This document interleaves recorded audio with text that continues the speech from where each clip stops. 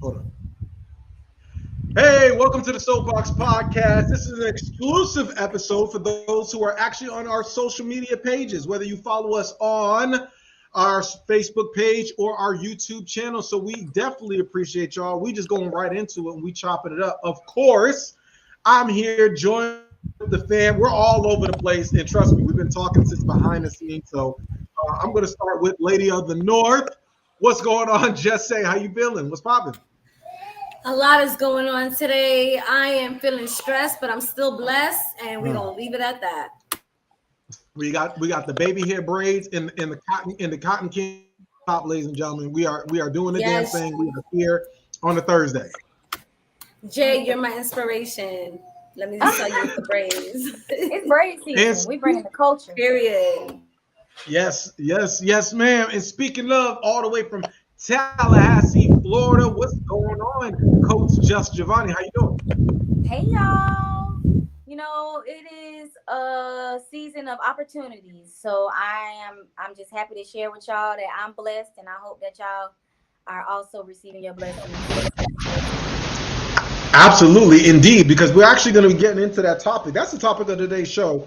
But before we get into opportunities, let's talk about our man over here, all in his Wakanda funeral white with the headphones and the gold chain. We have Mr. Alan York. What's good, man? Peace, y'all. Peace, y'all. Feeling good. It's never a funeral. It's always a celebration. I'm in an Yes, sir. undisclosed location right now. Obviously, wherever I go, the soapbox comes with me. So, I'm feeling great, man. I'm feeling great. TJ, how you feeling up there, man? What's the word? Talk to us. Hey, man, feeling good, feeling great. It's been a great week, an enlightening week, and so with all that enlightenment, I definitely wanted to come on the podcast and share some of the things that I've learned and some of the things that I've discussed. But the topic of today's show is called Taken, right? And or the subject of the topic is Taken, right? And it really came from a lot of the things or the gems that I heard from none other than this week I met Mr. Stephen A. Smith. So that's me, Stephen A. Smith. There was a event that he spoke at, and through some connection, through some mutual folks, I was able to not only meet Stephen A. but also meet his business manager and some of his team. And so he dropped a lot of gems when he was talking, and a lot of it was talking about opportunity, which and how you seize opportunities, right? And it's not, and so one of the principles that he talked about that really resonated with me, right, is that he talked about when he goes and he gives his speeches, whether it's college campuses or different events, a lot of young folks will come up to him and be like, yo, I want to debate you, right? I could beat you in a debate. I can, I can do what you do, right? And so one of the things that he talks about was one of his responses, well, his response is, well, it's not about beating me. It's about getting the opportunity to be on the platform to actually compete against me. And I'm paraphrasing, right? And so when you look at that, it puts things in a lot of perspective, because when I met Stephen A., and I will just say this, I haven't always been a fan of everything Stephen A. has said as far as his commentary. But one thing I will say, after meeting or listening to him speak, I have a newfound respect for him, because Stephen A. Smith is the same Stephen A. Smith in person or in private than he is on TV. So he has a level of authenticity which resonates with me, because I actually tried to be that authentic as well, right? What you see is what you get. Regardless if you hate me or you love me or whatever, I'm still going to be TJ Legacy, right? But with him, he said something very profound, and he talked about his upbringing, about how his humble upbringing and working with the Philadelphia Inquirer, and raised by his mom and his dad. He didn't have the greatest relationship with his dad, but now he's got a team around him. And I think sometimes when we see people in a position where we want to be, right? We all want to do this media thing. We want to be successful at it. We want to be, millionaires, whether it's rapping, whether it's journalism, whether it's life coach, whether it's content creation. We all want to be successful. We all want to get to that level, right? But in order for us to get to that level, there's somebody who's already there.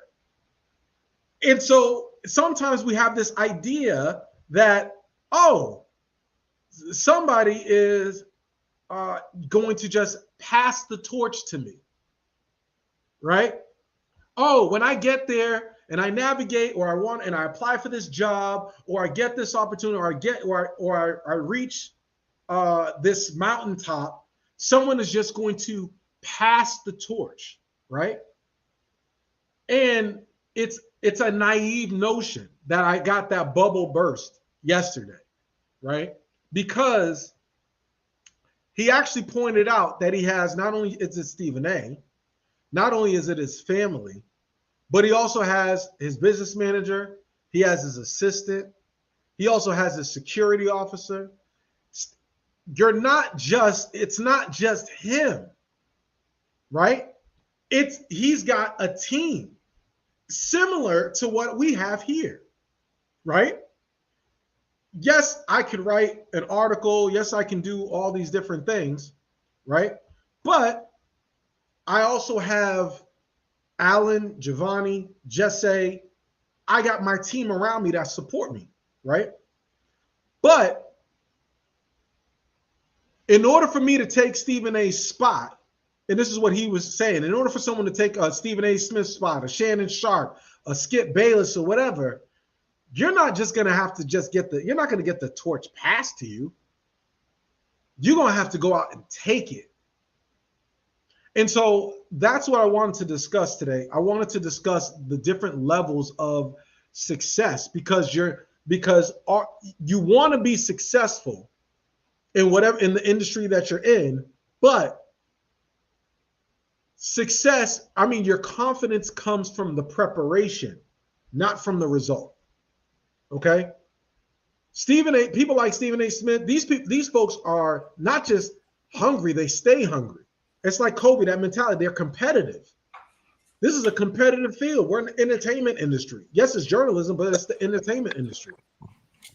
So you want to make sure that when you're doing your preparation to try to get to whatever level that you're at, you want to make sure that, that you're actually competing with these folks even before you meet them. Because in order for you to take their spot, or to get their spot, or to have that opportunity, you have to be willing to do things, or willing to go through the muck or the water, or go through the goat path in order to get there. Because sometimes you can't just get a rocket ship on your back. You're going to actually have to go and prepare in order to take it, because nobody is giving you anything. Right. And so actually said, during his speech, he actually said, those who think that the world owes you something, those are the people that are going to be eaten up and spit right back out. And so I left there not only hungry, not only motivated, but understanding that there's a certain level of competitiveness that those people who are in those spots have already, that if you don't realize that on the level that we're at, let's say the independent level that we're at, by the time, if we're waiting to get to that upper echelon level in order to say, okay, now I'm going to go ahead and be competitive and compete, we've already fucking lost. And what's funny? What's funny? I was actually there's a new interview that just came out with Kevin Hart and The Pivot. So The Pivot is a talk show with Ryan Clark, Channing Crowder, Fred Taylor. Shout out to them boys. And one of the viral clips stated that, listen, having money by yourself is no fun, right? It's no fun because you want to do things and your friends can't afford them. So he essentially was saying, when it comes to the team aspect, as you was talking about, he made sure that he created jobs for his entire team. So everyone else could be making a certain amount of money. Everyone else could be doing the same things that he's doing. And he was like, yo, but nothing was given, everything was earned. So, everyone who's successful always tells you how important everyone around them who isn't quote unquote famous is. And that's really a core message from everybody that you speak with who's had any sort of success, and not even entertainment, but any industry, period. Like, everybody who gets any sort of recognition tells you it's the team that assists in building them up and, elevating them and assist them in getting the goals that they've achieved, and the goals that people, give them credit for. It's all about having a good foundation. You know what I'm saying? The tree can't grow without the root, Yeah, no doubt. I think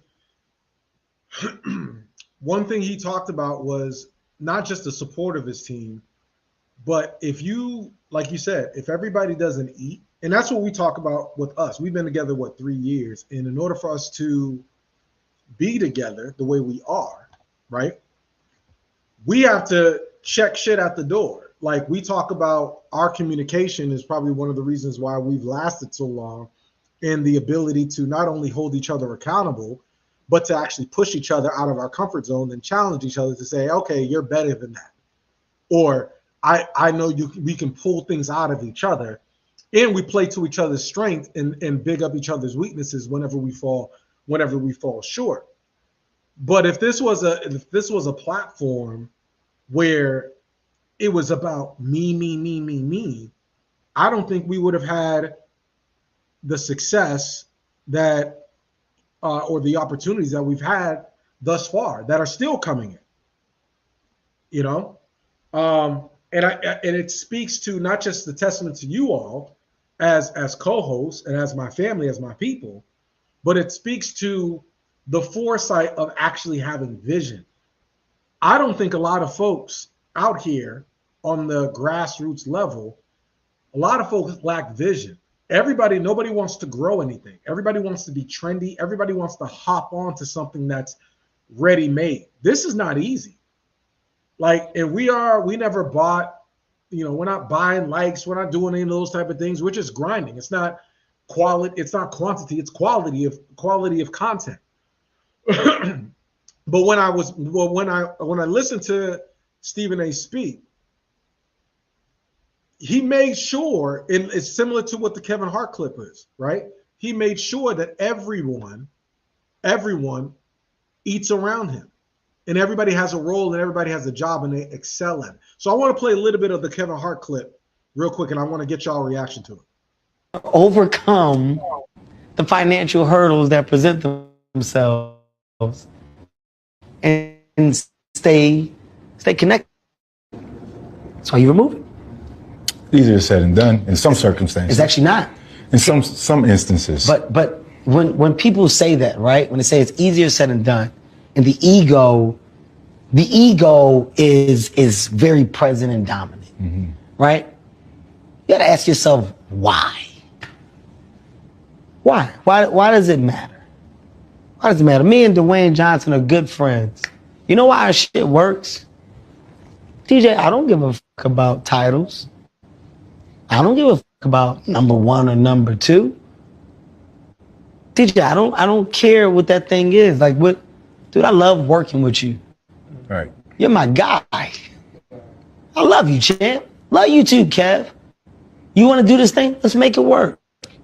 Kev, my company's producing it. You want dope. I hope you guys knock it out the park. Let me see the materials. If I can help, I can. DJ, I got something that's coming from my company. Hey, do you want me to include you? Do you guys want to co-produce? How do you want to do it? Kev, we'll work it out. We'll figure it out. Ho, can you sit down with me, man? I got a show. I want to fucking talk to you. Yeah. Hey, man, I got this thing, guys, I'm doing. Chris, man, you should go. What do you think about doing New York together? Fuck it, we can co-headline it. Let's put this shit down the middle. I don't care. Fuck it, Cav, yeah, let's do it.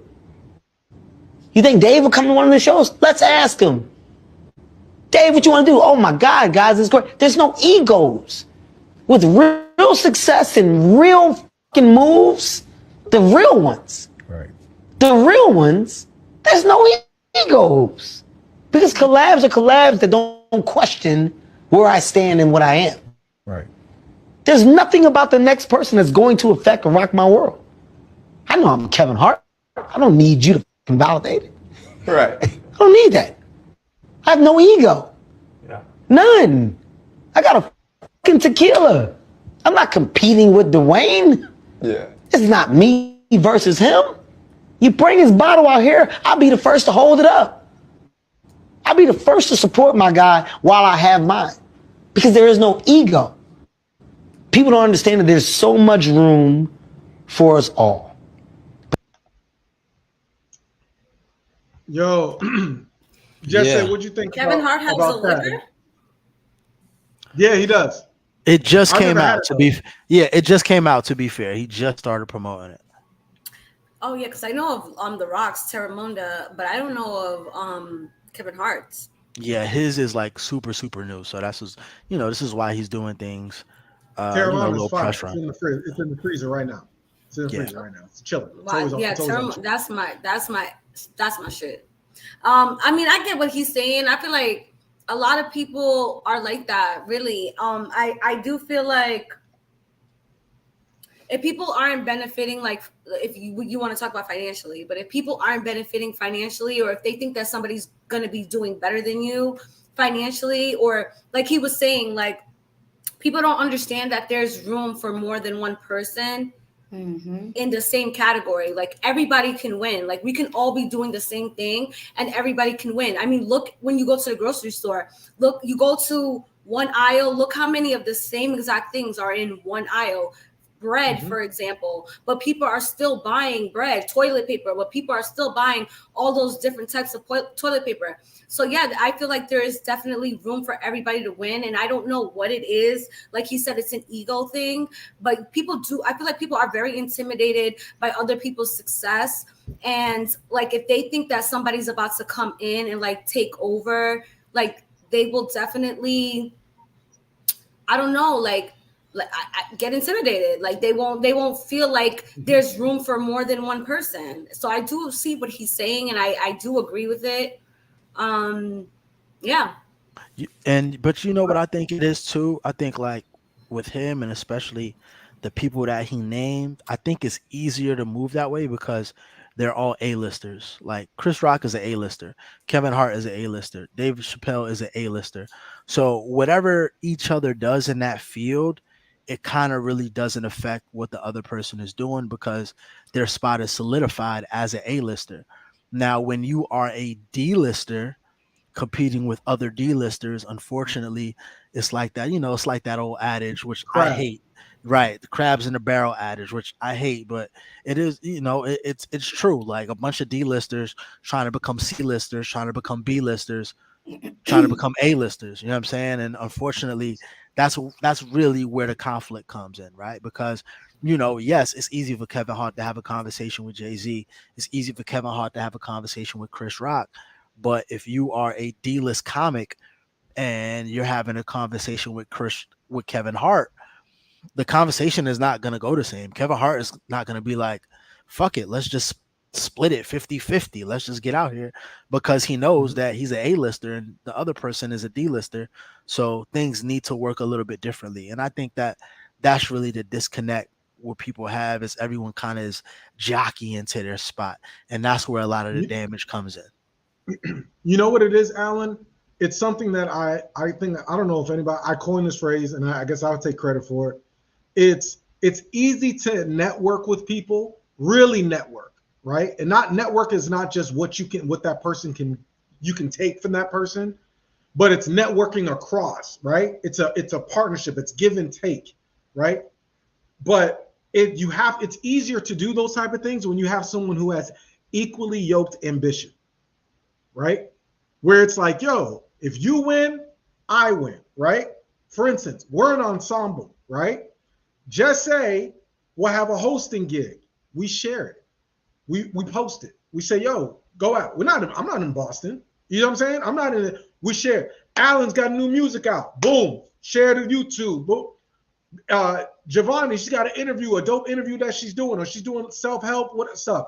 Boom. We share. All my stuff. Y'all always articles, whatever. Y'all share my successes because it's easy to see when one of us is successful in our own individual fields, it actually elevates the team. And if you elevate the team, well, then guess what? You elevate the brand, you elevate the product, we strengthen each other. Because if somebody's looking at Giovanni and they're like, damn, Giovanni, what you working on? And then Giovanni's like, yeah, I'm doing this on the side, or I'm doing this at coach speaking, I'm doing this speaking engagement, but I also have a podcast. They're going to put their eyes on us, right? And then vice versa. So everybody wins, everybody eats. Go ahead, Jesse. Can I just say, like, what you're saying is completely valid. But what I feel is like we're a team, right? So regardless, at the end of the day, we want each other to win. That's what we want for each one of us. Like we want all of us collectively, individually, we want all of us to win. But going back to like Alan's point, there are people like in certain communities or, you know, certain whatever, that if they're doing the same exact thing and they're starting from the same exact level, they kind of see it as like competition, but like not healthy competition, because there is competition that's healthy and there's competition that's unhealthy. I can deal with healthy competition because that pushes me to be better. But there are certain people who can't, they're not okay with that. They're not okay with competition because they feel like, oh, this person's coming over to take my spot. And they don't realize like there's room for the both of us. Like we can collaborate, like we can both do things together and we can both come up like, and even if I come up and you don't come up, because we collaborated and because we work together, like I can put you on because now I'm at that level of success.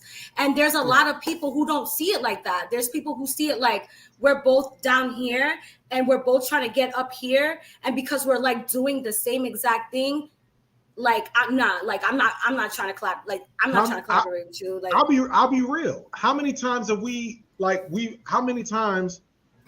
put people on our podcast?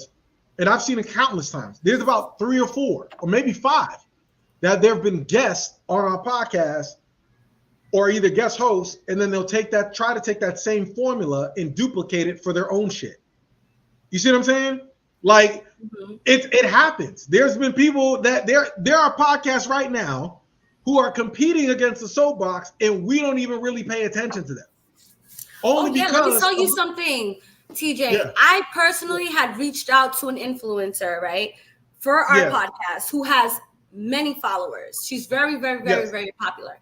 And she had responded to me and she was like, hey, like, she was like, thanks for reaching out. Thanks for supporting me. But I don't do podcasts. I only go on podcasts like if my friends ask me to, you know, but I don't really do podcasts. Like, that's not my thing. Now she has a full out podcast show. A full out podcast show. And I'm like, every time I see her stuff, and I like her, you know, like I like her, I follow her. But like now it's like every time I see her stuff, I'm like, but you saw me that you don't do podcasts. Like you don't like that. But now you got your own thing. You know, just like in times like that, it's like, just be honest. Just be like, no, like I'm not interested. But don't say you don't do podcasts and then come out with your own thing. Like that's fake. People, here's the thing. People, and I'll be honest, right? Because people, if this we're losing you, CJ. We knew from. We're losing you. What was that? Can you hear me? I can hear you now. Oh, okay. Yeah, that's better. Yeah, if this was about views and likes and stuff, this would have been ended a long time ago.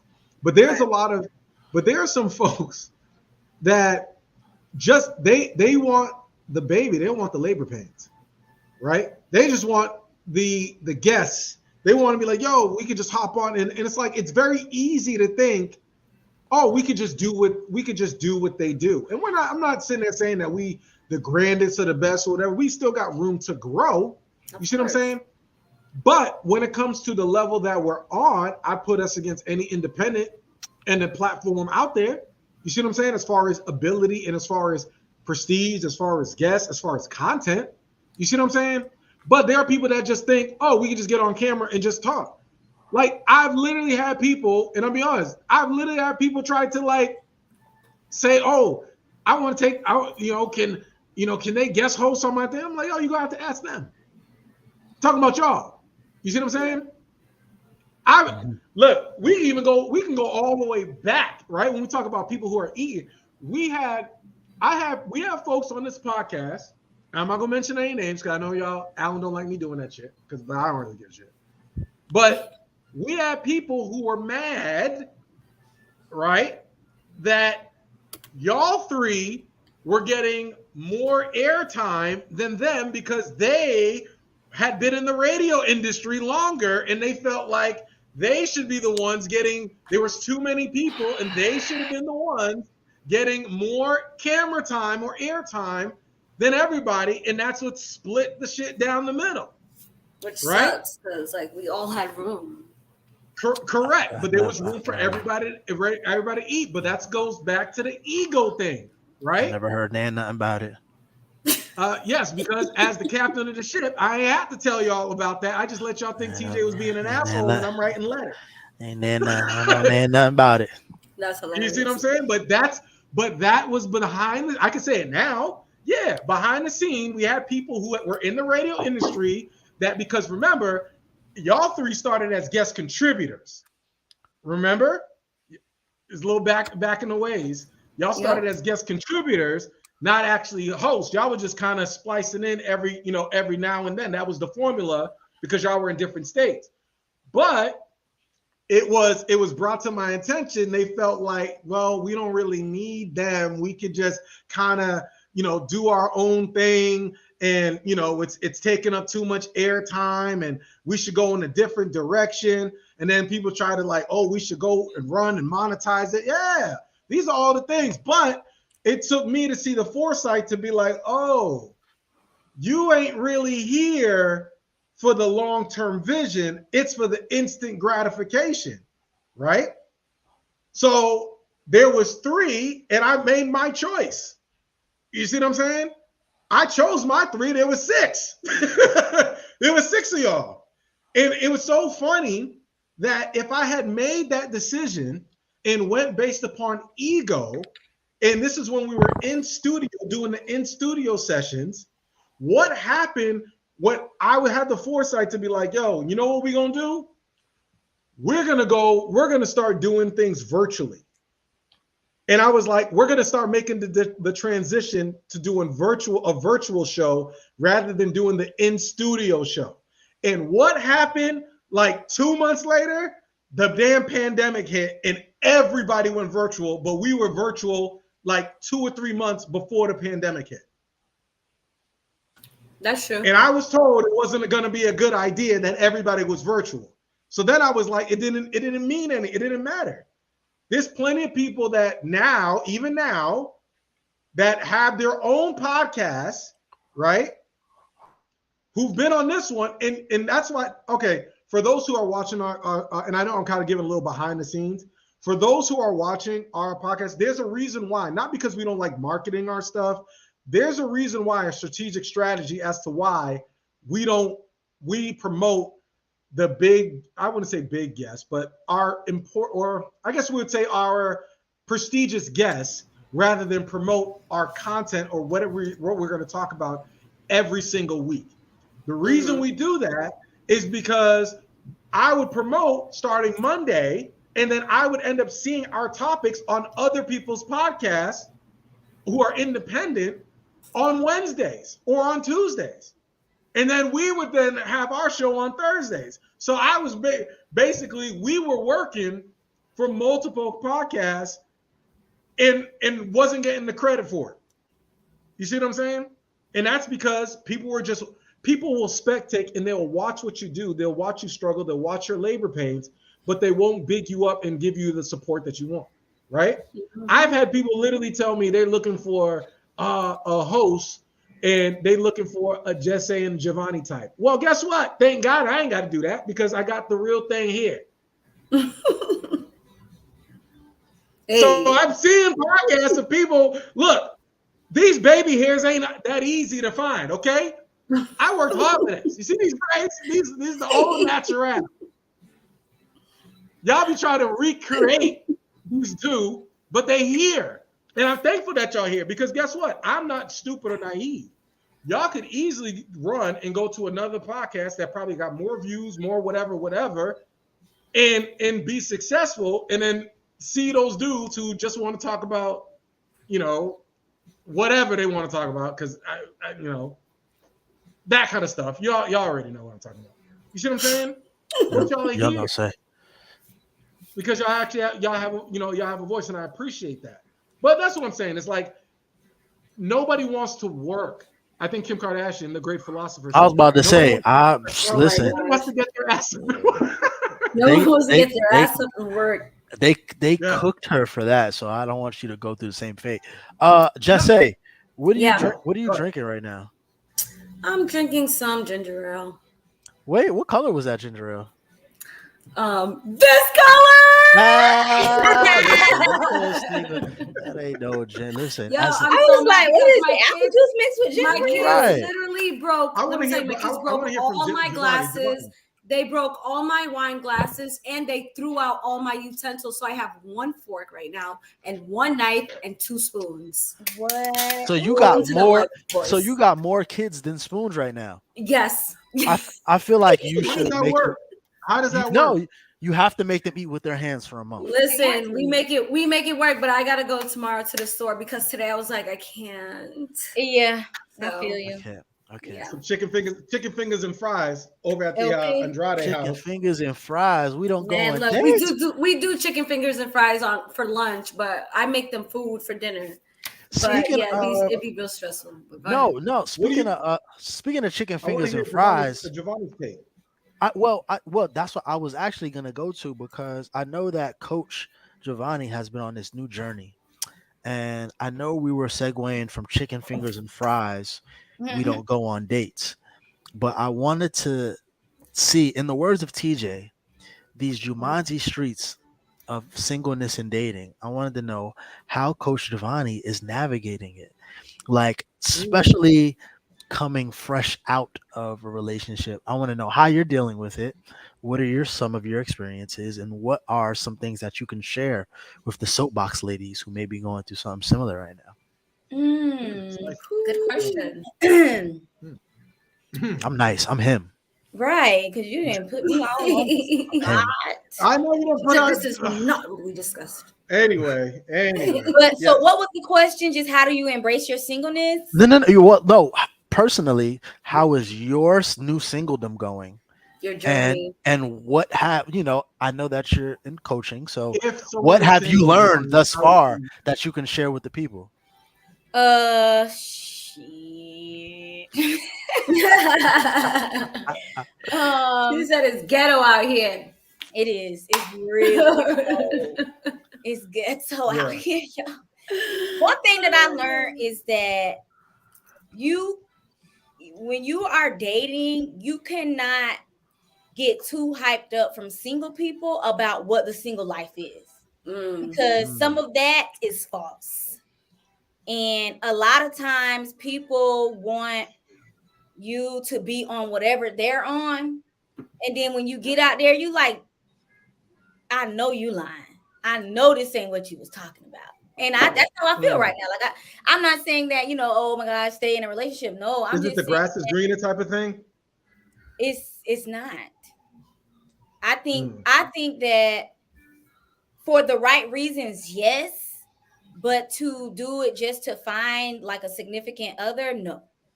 Now for my own self, for my own self journey, healing, whatever, all that type of stuff, amazing. Like I needed space and room to just figure out, okay, this is what I'm not going to tolerate. These are my boundaries. This is what I like, what I don't like. These are things that hurt me, just certain things where it's like, I don't feel like I have to answer to anyone openly.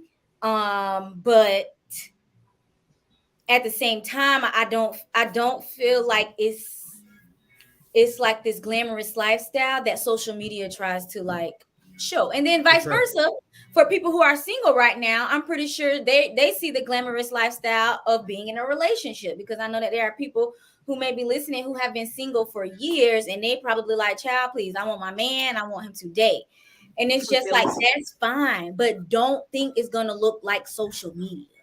You know, Exactly. it's weird not out gonna here. But that's the thing. What you're saying is like, don't think it's gonna look like social media, but it's okay if that's what your expectations are. if And that's you're what not, your expectations are, brace yourself. yes, I would just say Fellas, brace fellas, yourself. brace dating streets. yourself. Now you know what's funny. ain't all that Everybody nice. who was it? It was someone who. Oh, so I was following a brother on social media, and he had just ended up breaking up with his girl, and it was like maybe a month or two after, and he was just like, "Listen, brothers out there, I know y'all think it's glamorous, and y'all want to be single, but you don't. This shit is trash.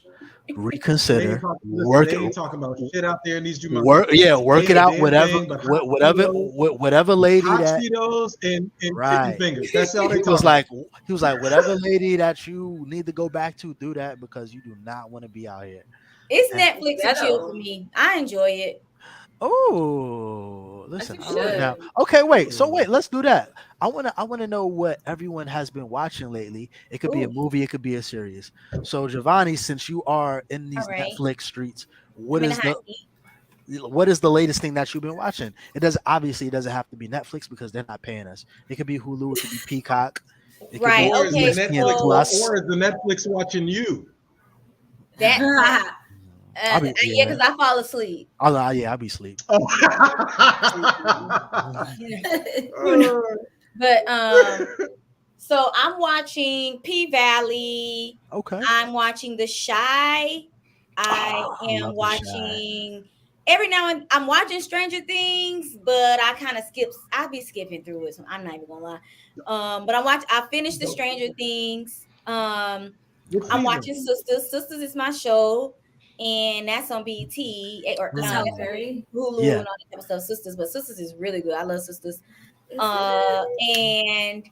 And I'm going back to watch Snowfall because I didn't finish the last season. Okay. I actually do have a question that's gonna tie into what you're watching as well, but I want to move on. Just say, what are you watching on these streaming platforms right now? Wait, there was something about a show that you said that you watched. Can you just repeat it again? Yeah, that you like that? Because I feel like I love Tyler Perry, and I reached out to him. He hasn't wrote me back yet. But is it good? Because I feel like sometimes like his soap operas be like, Tyler Perry, write Just Say back, please. Oh no. What TJ? No, because I said I was saying Tyler I Perry, messaged please him. write Just Say back. Please. No, it's not soap opera. It's good. It's good. All right, I'm gonna watch it. It's like drama. Watch it. All right, I'm gonna watch it because I see it all the time, and my girls were actually telling me about it, and I never really watched it. Yeah, but I'm gonna watch it. But girl, right now, you're gonna be addicted. You're gonna be like, hold up, I gotta start watching this. All right, see, all right, that's what I like to hear. Let's go, Tyler. Right now, what I'm watching is don't judge me. I just started watching The Real Housewives of Atlanta. I'm on season 8, and I just love the drama. Like I live for it. It's just so funny. Like I know this is my first time ever watching it. Wow. And like Kenya, she be all about the drama, okay? Like she be acting like she's not, but she really do like be starting mad shit. It's hilarious. Nene is hilarious. I love Nene. She be so like, no, like she don't care. I love Nene. And Phaedra is like my favorite, like out of all of them. I just love like her Southern Belle, like attitude. Like I don't know, I love Phaedra. She's like the queen of shade, and I just love the way she be throwing shade. It's hilarious. I also watch Law and Order, even though I've seen like every single episode of Law and Order SVU and Criminal Intent. I still watch it like every night before I go to sleep. I'm also watching I like watching crime documentaries. So right now I'm watching Text Me When You Get Home, and it's basically like about people who like they go out and they never send you a text back, and like something really bad happens to them. So like I'm like watching that right now. But I love what is that on? Hulu. Okay. So I watched another one. It was like Fear Thy Roommate, and those were like some crazy ass stories, and it just made me like, and I've taken in roommates before, but it just made me never want to take in another roommate. So I'm really into crime documentaries. And there's more, but I can't really think of them right now. But after we finish talking, I'll be like, oh, Alan, I forgot this one too. Speaking of the SVU, Special Victims Unit, I used to love it. I watched Law and Order all the time, but Yes. I stopped watching it when Elliot was not on there anymore. Girl, I know exactly how you feel, and I felt the same. Like me, as a dedicated Go Hard Elliot Stabler fan, let me tell you something. It's so good. You got to watch it. It is. There's so many episodes there that are so good, and a lot of things are stuff that have happened like in real life. Yeah. You know, they gotta say it hasn't, but I'm telling you, it's good. Watch it, because I To felt be the same way honest, as I'm you. mad. I'm a hater right now because I'm like, I wanted it to be bad because of the fact that he wasn't on there. Oh, anymore. no, girl. It's Damn, good. but it's still Did good. you watch his new show, Criminal I haven't Intent? watched it. Was new. What is Oh my gosh. Wait, Girl, Stabler has his own show? his own spin-off show, and I'm telling you, it's so, if you like Power, like, you know, shows like Power, that's the type of vibe that his show gives me, and it's so my good. goodness. Okay. Oh yeah, I'm gonna watch it. Okay. Listen, you said it's called Criminal Intent, right? Yeah, watch Okay, it. It's cool. so good. It's Listen, so good. they don't Criminal they Investigation. don't even pay us enough to talk about that for more than 30 seconds. I mean, but if So y'all shout out to y'all Elliot and shout out to Criminal Intent. TJ, what are you watching right now? Listen, I have been watching Stranger Things. I've been watching from season 1. I just finished season 3 today. Season 1 was dope. I gave it an 8 out of 10 for like suspense. I thought it was real because I'm into like Marvel and stuff, but really not even like sci-fi, gory, any of that kind of stuff. But the first season was really good. Second season was it was okay. It was like a lot of filler episodes. I thought the third season was fire. And so I'm really excited to watch the fourth season. I was actually watching the third season last night. For me, I have to binge watch shows. Like I can't just watch one show. It's like a potato chip. You just can't have one. I can't just watch one show and be like, all right, I'm gone. I'm done. I got to watch like 3 or 4 episodes in sessions, just the way my schedule works out. And so, I'm really enjoying Stranger Things. I will say this, that you could always tell when a show becomes popular because they start crowbarring in political agendas and start crowbarring in like different like narratives and messages from mass media in order to disseminate it to the public as soon as things get popular. So it's just all right, now all you have. Stranger Things. You know what's? Go ahead. No, I was just saying, is Stranger Things like a 9-year-old can watch? Because it's so funny that you said that. My 9-year-old literally came over to me today. He's like, "Hey, Mom, can I watch Stranger Things because all my friends watch?" And I'm like, "No."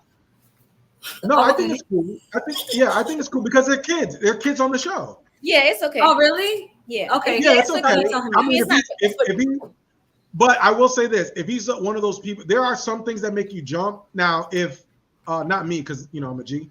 But for like a kid, if you have to sleep with like a nightlight or anything like that, he may be like, hey. And I'm then not even lying, because the first season of Stranger Things. The first season of Stranger Things, Jess. Sorry. Go ahead. No, I was just saying I work at night, and sometimes I'll be something fall on the ground. I'll be all like, what's going on? I may double check the doors and stuff just because like I said, if you binge watching in TV programs, your mind is going to start, thinking like get engulfed into the story and the plot line. Right. And especially here at Legacy Theaters where, the surround sound and the ambiance is just, you're just engulfed in the story. It's just, it's fantastic here. It's fantastic. But go ahead, Jay. Oh no, I was just getting ready to say, the first season is more like creatures and monsters, and then now this third season and the fourth season of Stranger Things, you might want to yeah. All right, I'm gonna let him watch it, and then like the third and fourth season, I'm gonna have to watch it with him. Yeah. First and second season, you good. All right, I'm gonna do that. And I did actually forget to say, Alan, that another show that I forgot because I finished it and I was really sad that there's only one season so far, is an Amazon original, and it's called The Terminal List. Guys, take my advice. That show is so freaking good. The Terminal. Watch it. I have heard good things about that. I will say this: I was watching P-Valley because I did watch it because back when back when I was in these Jumanji streets, somebody dating situation put me onto it. She liked it and we watched it, and I was like, all right, cool. I watched it. But this second season, it ain't. Let's just say it's not catered to heterosexual men. Listen, at all. I feel a little like there's certain things where I've had to fast forward because I'm like, yeah, that's not for me. But I am an Autumn Night fan. Shout out to Autumn Night. You know, I don't know who that is. So that's the storyline I like to get into. And for all the ladies who are out here having the Mercedes experience, I get y'all. There's the ratio's off. Cool. So but listen, TJ. But I think this should be the last season of P-Valley. That's what I was. No. Go ahead. So I do have to expound because that is something in regards to a callback that I said that I wanted to circle back with, like in regards to the lady saying that they were watching P-Valley. I know Giovanni said that she was watching The Chi, which I love. That's one of my favorite shows out. And then also coming back to TJ, which you were saying that you can tell a show gets popular when they start integrating like political topics and things of that nature. Ooh. So correct. I want to ask everybody here that are you guys of the gang that states there are pushing an agenda on us through these shows? Like, and if okay, does everybody feel that way? I feel like we've touched on it very briefly previously. For sure, so TV programming. That's what it's called. That's what it's called. TV is programming. So there are certain things in mass media, no matter which side of the political spectrum that you're on, there are certain things that TV producers, people who control media, who control entertainment, sometimes either they're trying to disseminate information to you, or sometimes they are trying to gauge the public that if something like that, are they ready for this type of subject matter? So you can kind of tell based upon social media, based upon trends in politics, where a narrative is actually going, where they're trying to push. Like, for instance, we'll look at P-Valley. P-Valley started off very heterosexual. It was about a strip club and all sort of stuff. Yeah, they had an eccentric character, Uncle Clifford, but he was, or she, or how he likes to be, she likes to be identified, wasn't the main staple of the actual program, right? So it was heavily like Black community, strip club, there was nudity, there was a lot of interest. Now it seems it's very catered to LGBTQ, and the creators I believe the creators or the writers are LGBTQ. So it's like once you get a fan base, it's like, okay, now we're going to write about the stories and the narratives of how we want it. Adversely, Stranger Things, when you see Stranger Things, the first 2 seasons, you could tell it was a little bit less low budget, kind of like we don't know what we have. Then it blew up. Then from the 2nd season to the 3rd season, as far as like production quality, script writing, the graphics, the effects, you can tell they got some money behind it. And now that it's popular and they know their demographics of who they're looking, now you have, these are children, but now you have a child that has extreme feminist principles, a character. Then you have subtle children who have, they're LGBTQ and they're confused about their sex. Like these are things, and you got to watch. I'm not going to give too much away, but the time period is the 80s. So a lot of it really doesn't make any sense. And I will say this. What I don't like about shows, especially shows with white writers, is how they depict their Black characters, right? I'm sick and tired of seeing little Black girls as characters, and they always got to be this sassy, foul-mouthed, rude character. And it's like, I think that we've seen that character so much, but it's like when you're telling a story through the lens of someone that only sees you one way, right? That's why we need to have more Black producers, Black writers, on these staffs, because you can get typecast and stereotyped into a lot of these roles. There's a character on Stranger Things, a little girl, and it's just like every Black woman that's on that show got some sort of like sass or attitude or whatever, and it's like that's one type of stereotype of what black women are. That's not, black women are not a monolith. There's a whole spectrum of what young black women or older black women can be, but that's what you're seeing on screen because that's what they want little black girls to be like. So, well, Can't nobody, CJ, yeah. Just a quick question, and I'm definitely going to kick it to the ladies, but when you are saying, you know, what you're saying in regards to how they are being casted and how people are writing, do you feel like you are placing a burden of the totality of the TV spectrum on that one show? And reason why I'm asking is because you say, listen, because you're saying, yo, every time I turn on the TV show, a little black girl is being casted as XYZ, right? But if you're a writer, do you have to put into consideration everyone's TV show, or do you have to just create the best character for the TV show that you're producing? And is it fair that and is it fair that we like put the landscape of TV on like specific TV shows? No, okay, so it's similar to this. It's similar to there's two things. It's similar to always where anytime a slave movie comes out, we automatically it becomes Oscar buzzworthy, right? Which, by the way, we haven't had a slave movie in 3 to 6 years. Yeah, because there was a lot of backlash, right? Because people were like, "Yo, we're tired of seeing the same stories. We're tired of seeing the same people depicted." This is a lot of why the hesitation of, if we look at the new Black Panther trailer came out, right? So all on social media, people are like, "Yo, okay," but then people are like, "Wait a minute, we don't see too many black men in this trailer now." So now people are like, "Oh," people are kind of, pausing. Like, I hope that this movie, if they're not, because Chadwick Boseman's not going to be in it because he passed away, and they're not recasting T'Challa. So now they're like, "Wait a minute, I hope that this movie that was so Black Panther was so inspirational, it was so like." It was something for the entire black family to galvanize around.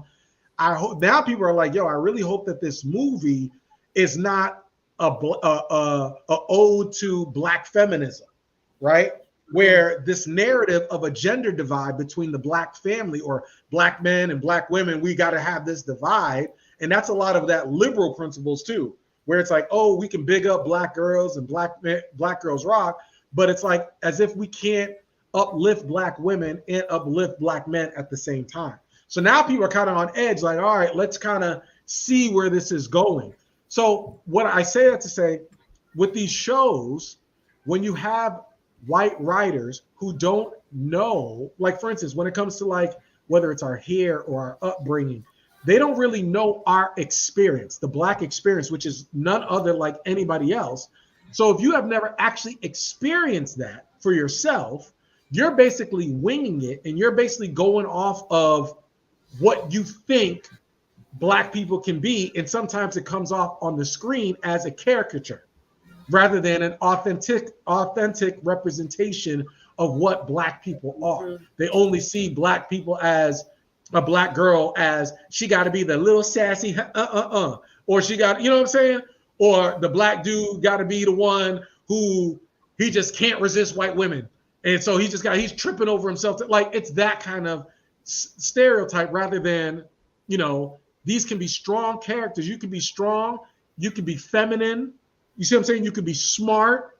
You could also, as a black dude, you could be a nerd as well. We're not seeing a lot of the range of what black people are because we're not seeing a lot of, we need more black producers, black showrunners, black writers to get into these spaces to tell our stories. That's why Quinta, who does Abbott Elementary, and Issa Rae, that's why those shows are so important, because it's like, all right, we got it. And that's why people are like, all right, Ryan Coogler, he's the director, so he wrote it, so let's, that's why we need it. But whenever something gets popular, you got to understand how media and entertainment works.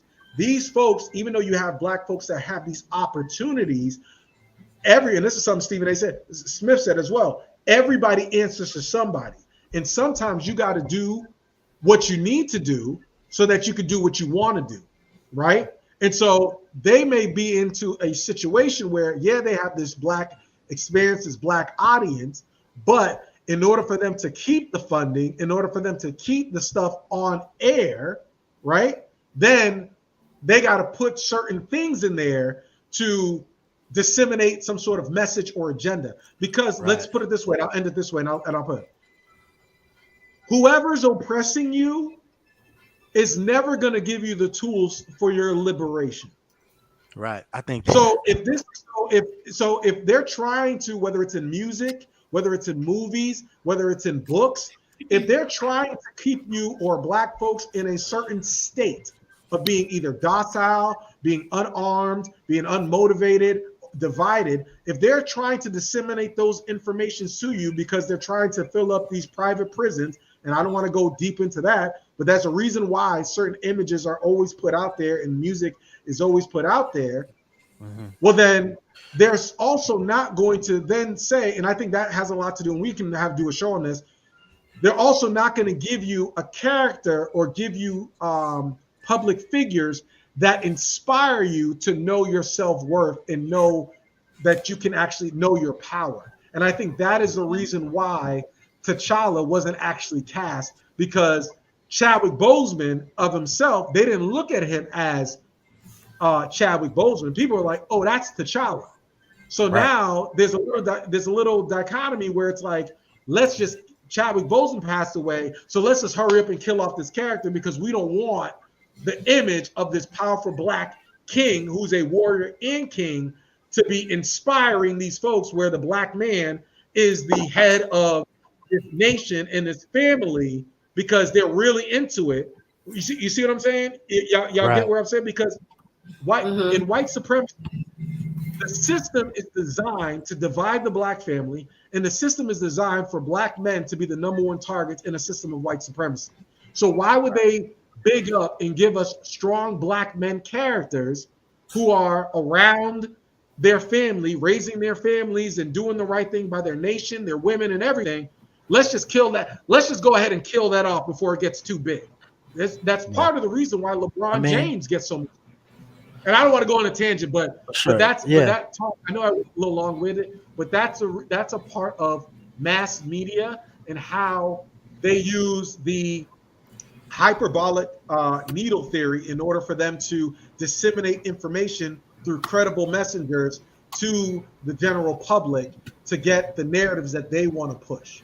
But that's why I loved Lovecraft Country. I never saw that.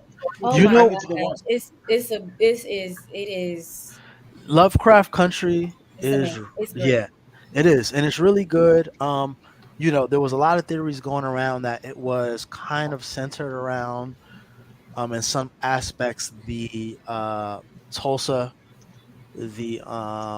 massacre, in certain aspects, in certain episodes, but also there was a lot of mental strain that came with that. I mean, from what I was hearing, like a lot of the cast needed to do therapy after digging into those characters. And so it really took an emotional toll on them. And, that was actually one of the series that I was realizing how much a lot of these series or how much work goes into series, because a lot of these episodes were more than an hour long. Like, so some of these episodes were an hour, 20 minutes. And, they had a season, even if it was only 10 episodes, they were damn near shooting 10 movies, to be honest with you, because of the intricacies of the stories that they were telling. They were telling a new story every episode. And the way that they were going in and out time periods, it was extremely, extremely detailed. And like I said, they damn near shot 10 movies, at minimum 5 movies throughout that season. But it was a great series. Yeah, Lovecraft Country. I want to say that's what what's his name? Who's going to play Kane the Conqueror? That's with Jonathan Majors, right? Yes, who also has one of my favorite movies of all time that I recently, it's on Amazon Prime. It's called The Last Black Man in San Francisco. That movie is amazing. It's He's an incredible actor. Yeah. I mean, from what I've seen from him, he's definitely an incredible actor. But before we wrap up, I do want to go ahead and do a little callback in regards to you know, our inspirations. Our brother TJ talked about Stephen A. Smith, who's definitely an inspiration of mine as well in the journalism world. I'll speak about mines very briefly. He's Wait a not a minute, wait a minute. Did you say what you were watching on TV? Did I say? Oh, what am I watching right now? Yeah. That's a good question. I just started watching. What are you watching, Alan? Yeah, What so are you as of watching right right now? now, I just started the Sports Center series. It's a 7 episode series called The Captain. It's about my man Derek Jeter. I'm watching The Shy right now. The Shy is the thing that I am like tapped in. I've been tapped into it for all of the seasons. I just started a show called, well, 2 shows on Hulu. One is called Everything's Trash. It's a majority black cast. It's about someone who's running for office in Brooklyn, and then also another show called The Bear. It's on Hulu. I definitely recommend The Bear. The Bear is a really cool show. It's about a chef who was like one of the top chefs in the country. Someone ended up passing. He ended up just coming down to like run a local market. But it's a really good show thus far. So that's what I've been watching. Um, and then for my inspiration, and ladies, I definitely want to hear from you. Is my inspiration outside of the obvious, like Stephen A. Smith. I remember back in 1996, I was listening to the NBA Finals on the radio. That's kind of like when I got introduced to sports journalism. So after I was listening to the NBA Finals, the Bulls ended up winning. This was '96. They were playing the Sonics. The next day, it just stayed on that radio station. Long story short, Jim Rome was like probably one of the first people that I heard do sports radio as on a high level on the radio. So he was doing sports radio, sports talk show. He would come on every single day. He would have callers come in. He's still on the air, but he's with CBS Sports right now. And I just found out recently he's like one of the highest paid people in sports media. So that was one of my inspirations just to get into journalism, just to kind of figure out that there are people that this lane existed for people to just kind of talk about their hobbies and their loves. And I was 9, 10 at the time. I didn't know anything, but it was just really so inspiring to me. So obviously that, and then I graduated to people like Tony Kornheiser and Michael Wilbon. So Yeah. I definitely want to give all of our journalistic inspirations their flowers. Oh, we can't forget about Stuart Scott. Stuart Scott, absolutely. And then just coming off of that and piggybacking off what TJ was starting to show it, I definitely wanted to end with that, and I definitely want to hear the ladies' perspective because they have definitely less of a pool of talent to choose from when it comes to people to look up to, especially as an adolescent. So I definitely want to hear from you all before we hit the moral of the story, and you could just tell us a little brief, who you guys want to shout out in regards to Who's people your that you, inspiration, Jay? yeah, Your media journalism inspiration. who did you look up to? And I would say, if you have women that you can shout out, that would be awesome too. My inspiration has always been Oprah. Mm. Yeah, she Yeah. I mean, just for her to be able to create her own pathway. I mean, keep her name on television as a Black woman. Of course, most people know that she started as a news reporter. Then she became the talk show host, and then television producer, actor, author, philanthropist. So yeah, it's always been Oprah. I feel like as I've gotten older, I'm not like obsessed with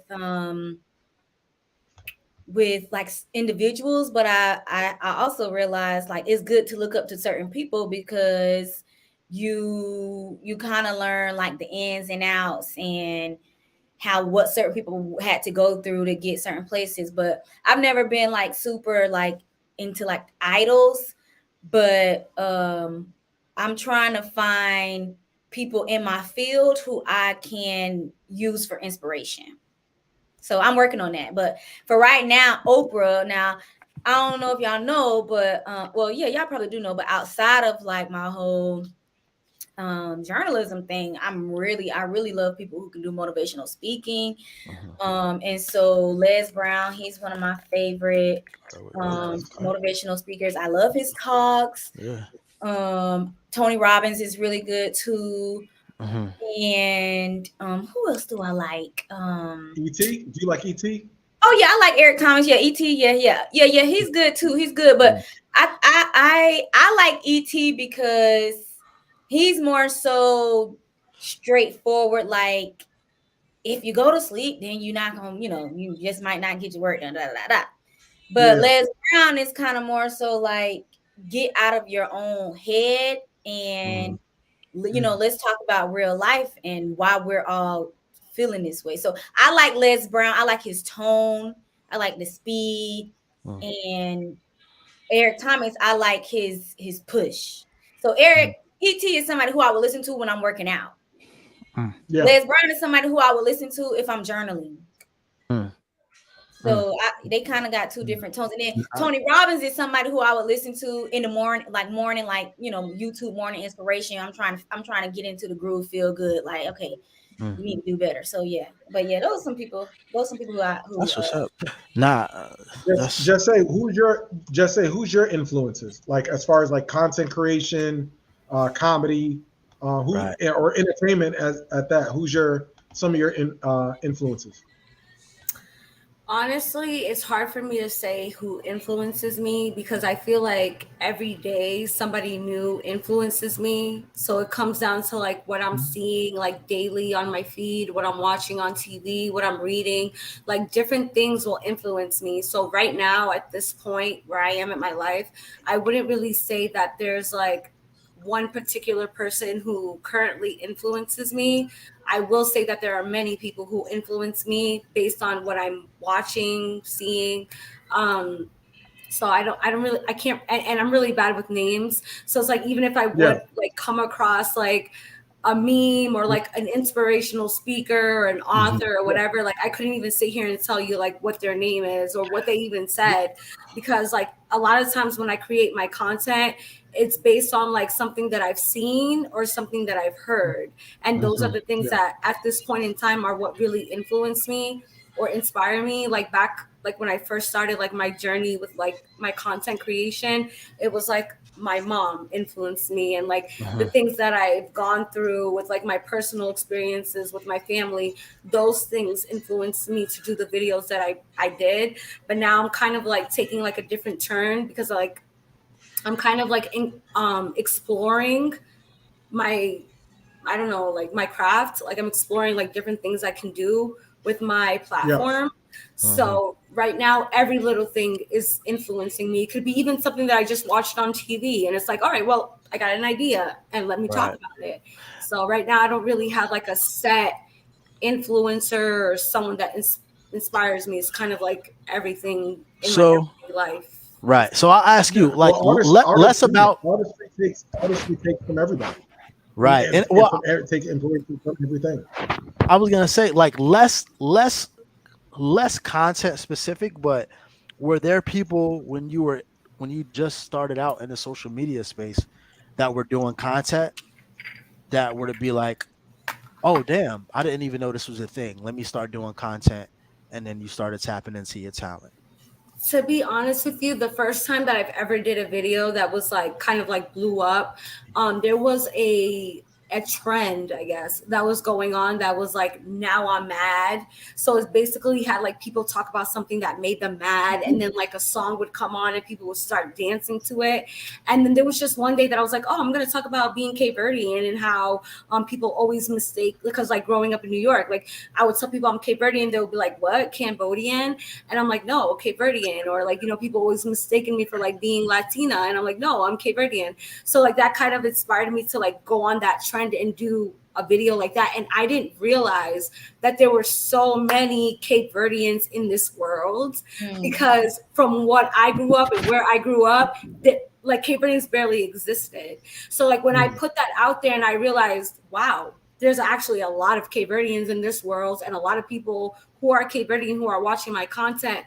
And that trend actually inspired me to continue making Cape Verdean content. And then there was this page called Cape Verdean Beautiful People, and they reached out to me and they were like, you know, like, I really see your potential and I would like for you to jump on the team. We have like right now they have a platform of like 100K followers on their Facebook page. And they're like, we really want you to come and join the team and like put your content out there. And that was like one of my inspirations as well. The guy, his name was Patrick Rodriguez, and he's really like one of the first people who really believed in me, because like he would like push my stuff out all the time, and I still have the messages. Like he was like really motivating, and like he would really make me like want to continue doing what I was doing, because at first it was like, I'm just posting for fun, like, you know, whatever, like I didn't think nothing of it. But then he was like, nah, like you got to keep doing like what you're doing, because there's not many women who are doing what you're doing. So that really inspired me, and that's why, you know, I kept doing Cape Verdean content. Word. And it's lit. And you still keep in contact with this person now? Oh yeah, Patrick, he's awesome. I'm still on actually the group page. To be honest, I don't interact much because he's like put like a lot of new people like onto the page, because you know, like with Facebook, like you can add like a lot of different administrators, so there's like many people who are like in charge of the page, so I'm not as active. But like him personally, absolutely. Like till this day, like he still reaches out to me. He still says things that are really like motivational, and it does make me feel good, because like aside from you guys, I don't really get that. Like I don't really get people who push me to keep going. You know, I don't really get people who are like, you're like, what you're doing is like great, like keep doing what you're doing. I don't get that. So he is one of the few people who actually do that.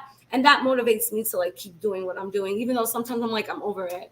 But now I'm just like posting whatever. And let me tell you guys, I'm going to start putting captions, because the amount of men specifically who are so pissed off with me is hilarious. Why are they pissed off at you? Because like my last few content, like I've been like calling certain types of men out, and it's like they're getting upset, and it's like, I'm not talking about you, so like why are you mad? Like why are you getting mad if I'm not talking about you? Like I said, like some men, not all men. It's in language, so that's why I ain't see. I was just about to say, if only we could understand Cape Verdean. Girl, look, the last video I'll be right with him with my pitchfork. I'll be listening to I'll be there with my pitchfork. I'm gonna start like taking time to really put captions, because the last video I did, I was basically saying like some men, and I said that I was like, some men, so relax, not all men, but some men need to really stay out of women's business. And that's the truth. Like there's so many men out there who are so concerned with what women are doing with like their bodies, with their hair, like them putting makeup on, like they're so concerned, and they talk so much crap about the women who are doing it. It's like, why are you so concerned with what a woman is doing, especially if you're broke? If you're broke, why are you so worried about a woman? Like, why are you in a woman's business? We're not getting into this. No, why are you More in the story is coming up. And then I had said, like, I was like, what did I say? I was like, if you're a man and you have a small penis and you want to go get like a penis enlargement, or your hair is falling out and you want to go put on one of those toupees, like nobody's gonna say nothing to you. Like Jimmy do Butler, your thing, because that's what makes you happy. But why are you getting on a woman who's doing something that makes her happy? Like so many men be acting like women these days is crazy. Listen, that's gonna be another episode, because we have some I things to can't say. wait. TJ, look, listen, Goddamn- if you guys on the goddamn right it will YouTube, be. I was gonna say, if you guys are on the YouTube, I'm gonna get a translator and You watch these saw- last little videos he put out here in the streets. you saw TJ's face, and you know that we don't have time for that. More of the story. Let's go ahead and kick it to Coach Giovanni. What's the moral of the story for today? Talk to us. Yeah, so moral of the story. My moral of the story today would be, let's see. We had a really good conversation today. You know what? I honestly feel like my moral of the story today is come back next week, Thursday. That's the moral of the story. You don't want to miss not one episode. Let's of go. Soapboxx, because every day we're getting brighter, better. Let's get it. It's all And where things can great. they find us, Dave? Where can they find us? They can find us at the Soapboxx with 2 X's, Soapboxx Podcast on Instagram and on YouTube. Talk to us. And also on Facebook. where we go live on Thursdays on Facebook. You can catch it actually live. You can catch replays and clips on our social media sites, YouTube and Instagram. But it's a conversation that you don't want to miss. You want to be a part of that wave. That's one thing you want to be a part of. You know, you don't want to miss it. You want to ride it the whole way through. So talk to him. Yes, she's absolutely right. And then, as you guys know, Soapboxx Nation knows, a lot of times you can come in, you can chime in, you can go ahead and put a comment, and whatever you guys want to talk about, we'll go ahead and pop that in the conversation. TJ, what's your moral of the story tonight? I'm going next. Oh, okay. Yeah. You know, I had to switch it up. Y'all take control and close the show. What is my moral of the story? Actually, my moral of the story is you're not working hard enough. Anybody who wants to be successful, and anybody wants to take that spot of whoever you thinking that you're going to take that spot, or you see him on TV, or you see them with a podcast, you see him with this. What you're doing right now is just not enough. You think it is. It's not. There's levels to this, and I saw it. It's one thing to say it, but there's another thing to see the level of success and see the operation. If y'all watch a documentary, there was a documentary I talked about a while back. Kevin Hart did a documentary where you saw behind the scenes and stuff like that, where his team and his operation, like, cultivate your craft.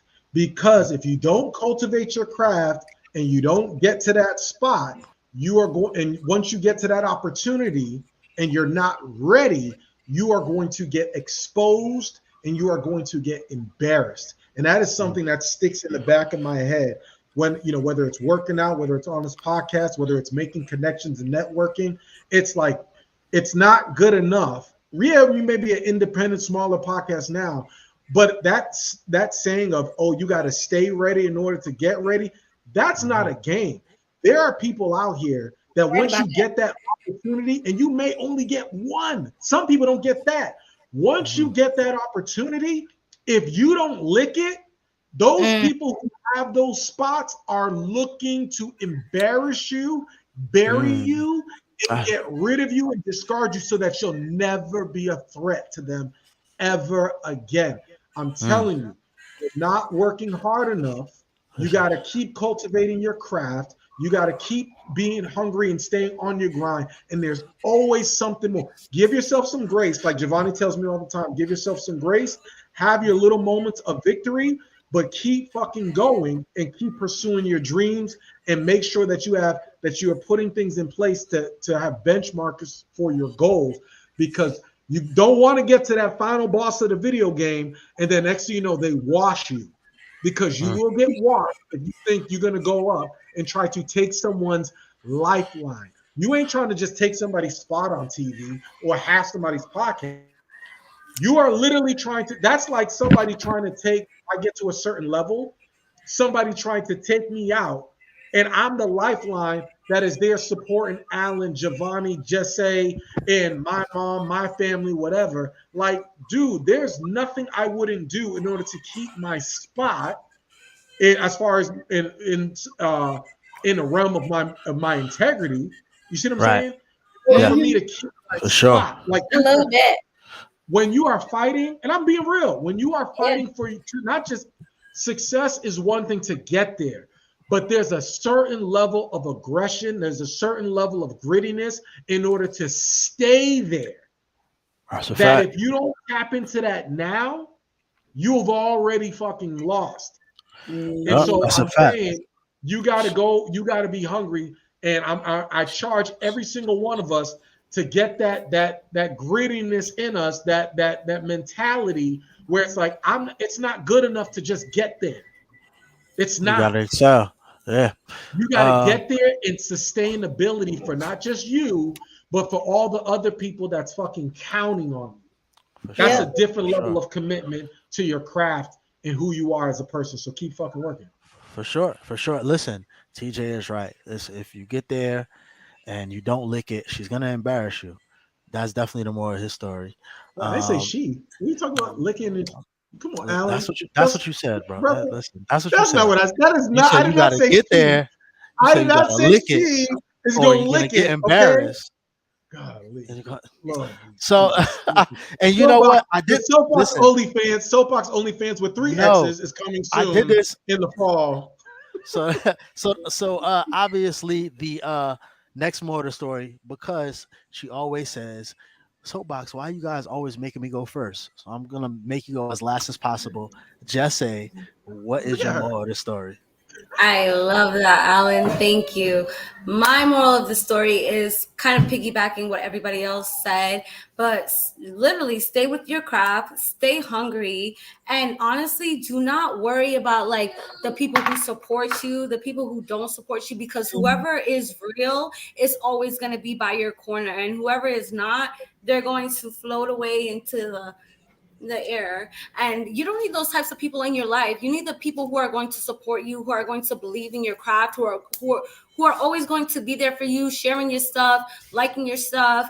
And even if they don't do that, just talking to you about like motivating you. You know, you don't need negativity in your life, especially if you're trying to be something in this life. So if you have somebody who's like really discouraging you, like you can throw them away in the trash and just like keep people in your life who truly believe in you. And not only that, you also have to know that there's room for more than one person. There's room for everybody to grow. There's room for everybody to eat.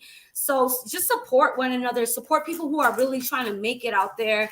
Even if they're doing the same things that you're doing, just support them, because there's room for everybody to eat. And if they don't support you and you don't feel that reciprocation, then you know what? Do your thing and let them do their thing, because we're not living in a time where it needs to be one-sided, because that's not fair either. You cannot be giving your all to somebody and they're not giving their all to you. So just focus on you and focus on your craft and focus on the people who believe in you. Yes, she's right. She's right. So, in that vein, we are going to don't be Khalees, because Khalees made a boo. Next week. Contact. She's getting cooked. I'm looking at it, I'm like, I need somebody to save her. No, listen. Next week we'll get She's into getting cooked, Alan. No, I know. First off, Khalees is from Harlem, so I'm gonna protect her at all costs. Is she the one that saves the milkshake? Second off, yes. Second off, we don't have enough time to get into the context. We're not gonna get into that. Lord, third off, yeah, I know. The third off, I definitely 100% forgot, but it definitely has something to do with what Jesse was saying. But I'm not gonna take too much of your time. The only thing I want to say is I want to do a throwback. Monkeypox is out here. Wash your hands, wash your arms, wash your elbows. If you see anybody that got a scab, stay away from them. Don't rub against their clothing or their cotton. That's the only thing I want y'all. I want everybody to be safe. I want everybody to be happy. I want everybody to be healthy. And that's the moral of my story. Now, obviously, I do apologize because I do have a headset on. I'm sure that's not aesthetically pleasing, and y'all probably heard a lot more. No, I just want a number 7 with ranch though. We ain't got no issues with that. We can hear you nice and clear. Oh yeah, they just number 7. Can I get a number 7? They just call me drive-through shorty. The only thing I want to say before we leave out of here is, if you know any Black-owned reposado or tequila companies or wine that would like to sponsor the Soapbox, please go directly into the Soapbox's DMs. We'd be more than glad to sponsor y'all. Hit y'all with a little something. I'm saying, as long as y'all ship. We will sample your product live. Exactly. As long as y'all ship domestically. But my name is Alan York. From myself, I am 1/4 of the force of the Soapbox. We appreciate y'all, Soapbox Nation. We about to get out of here. Yo. Peace signs to everyone. Thank you for checking us out. And we definitely going to see y'all next Thursday. Yes. 1, 2. Anything. Tell them what we talking about. Anything. Tell them what we talking about. Anything.